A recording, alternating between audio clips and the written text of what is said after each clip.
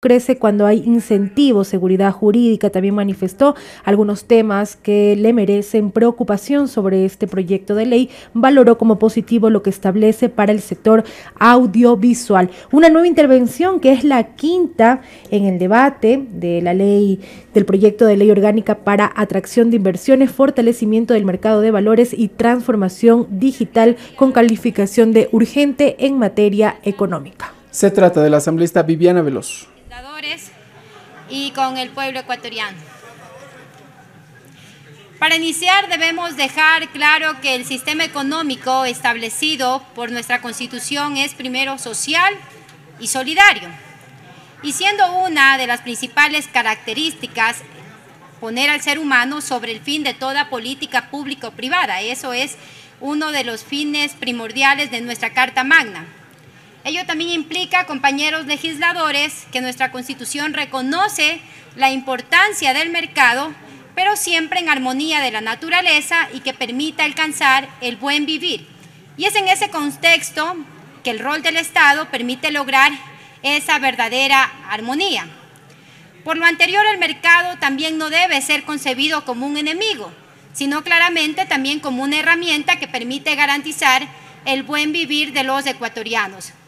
Y en ese contexto hay que recalcar que el gobierno de la Revolución Ciudadana aprobó la Ley de Alianzas Público-Privadas y con esa norma lo que se buscó fue fortalecer los servicios a la ciudadanía y nunca la sustitución de la presencia del Estado como ahora pretende el presidente Guillermo Lasso.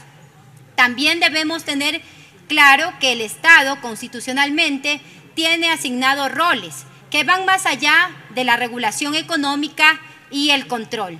Estos roles conllevan la gestión de las actividades de naturaleza económica con el objetivo de garantizar los derechos del buen vivir y de lograr la mayor rentabilidad económica y social en la explotación de los sectores estratégicos.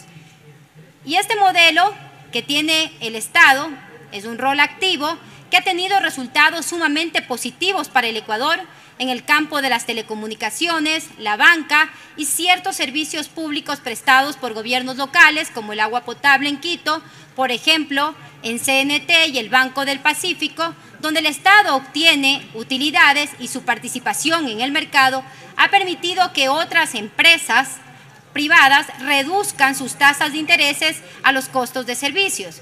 En los temas de la banca pública, como el IES, su efecto en la reducción de las tasas de interés de créditos hipotecarios ha permitido que se tenga un mayor acceso a la vivienda. Y en el caso del agua potable de Quito, también como ejemplo, la cobertura del servicio se acerca al 100%, muy superior al promedio de ciudades que tienen el servicio concesionado al sector privado. Y estos son ejemplos suficientes que demuestran que es mentira el mito que el sector público es ineficiente.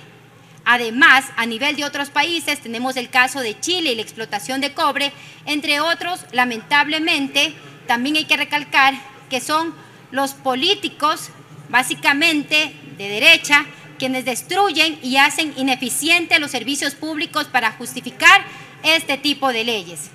Y al pueblo, compañeros legisladores, hay que hablarles claro que hay que hablarles claro.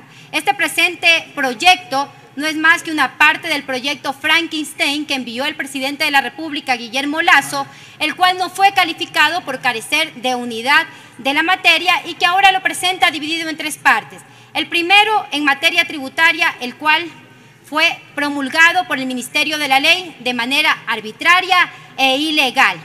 El segundo, ahora con el bonito nombre de Ley de Atracción de Inversiones, con el cual busca nada más que privatizar escuelas, colegios, cárceles, hospitales, hidroeléctricas, telecomunicaciones, gestión de derechos sólidos. En el caso de los sectores estratégicos se refiere a la energía en todas sus formas y además también hay que recalcarle al pueblo ecuatoriano que la estocada final que pretende darnos el presidente Guillermo Lasso es cuando presente la tercera parte de este proyecto Frankenstein en materia de lo laboral, que evidentemente irá a favor de los empresarios y a empobrecer a la clase trabajadora.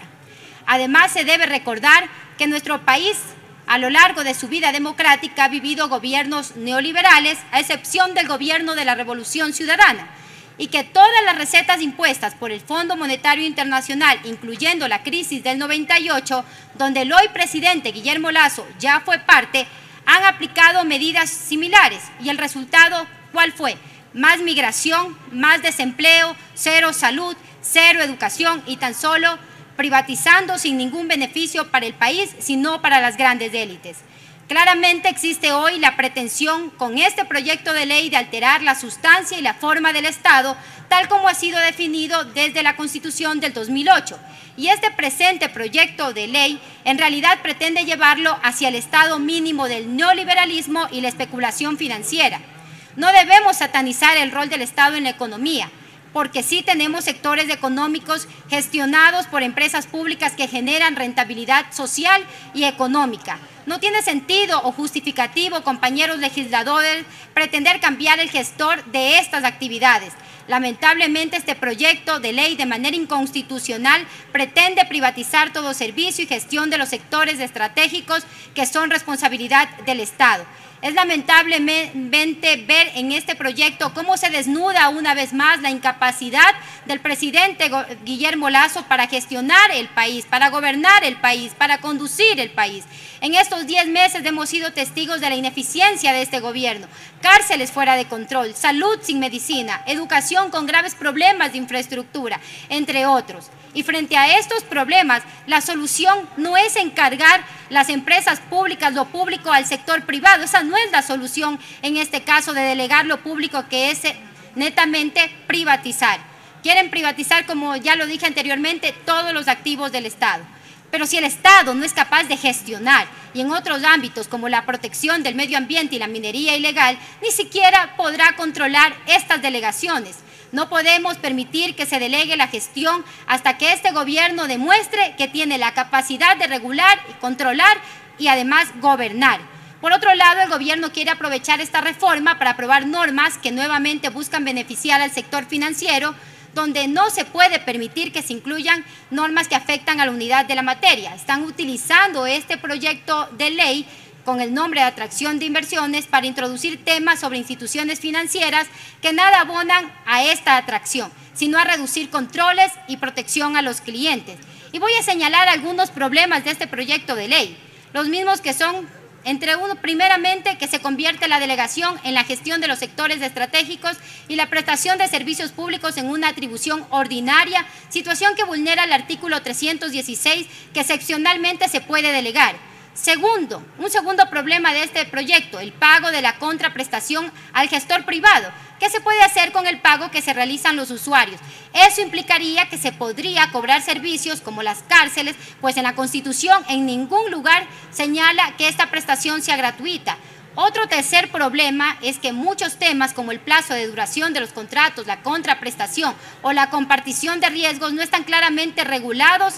Además, otro problema que señalo dentro de estas observaciones, es grave que el Estado también deba asumir riesgos en el caso de una actividad delegada, pues bajo esta lógica, compañeros legisladores, se puede generar contratos en todos los beneficios económicos, los recibe el gestor privado, pero los principales riesgos van a recaer en el Estado.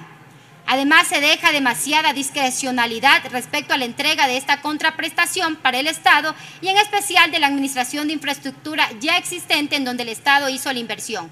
Además, pretenden disimular de manera cínica el endeudamiento público mediante el uso de las alianzas públicos-privadas, pero como un agravante que las prácticas sobre transparencia de la información que tiene la contratación pública no se aplicarán. Ahora lo que nos queda, pueblo ecuatoriano y compañeros legisladores, es la resistencia frente a un modelo privatizador que no va a conducir al Estado al verdadero desarrollo económico ni reducir las brechas de desigualdad que existen actualmente en el Estado ecuatoriano y que tampoco brinda seguridad jurídica. Además, porque el sentido de nuestra Constitución es que el Ecuador es un Estado constitucional de derechos y justicia. Claramente lo determina así el artículo 85 de la Constitución, donde nuestras leyes están hechas para garantizar el buen vivir de las y los ecuatorianos, para garantizar la dignidad de las personas, y en este sentido el concepto de entidad delegante transforma y va en contra del artículo 85 de la Constitución. Por tanto, este proyecto de ley debe ser negado y archivado conforme lo determine el artículo 140 de nuestra Carta Magna, porque en realidad lo que termina siendo es una mancha más al tigre al presente gobierno del presidente Guillermo Lasso, que atenta nuevamente contra los sectores más vulnerables del país. Muchas gracias. Intervención de la Asamblea.